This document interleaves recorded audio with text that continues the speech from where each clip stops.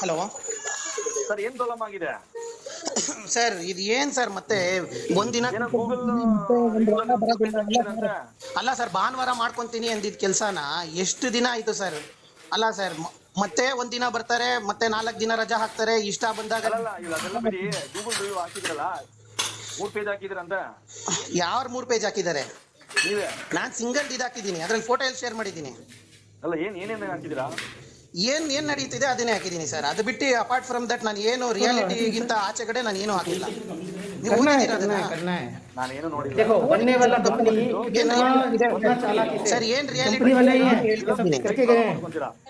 Sir, site उनको क्या लगता है ना ಪ್ರಾಬ್ಲಮ್ किसी ಮಾಡ್ಕೊಂತ को ಇಲ್ಲ, पता ನಾನು नहीं ಫೋಟೋ चलेगा ऐसे ಶೇರ್ करने ಮಾಡಿಲ್ಲ से ನಾನು. करके परवाह नहीं। अब उनका भी जब ये होता है ना, बंद होता है ना, तब पता चलेगा उनको भी।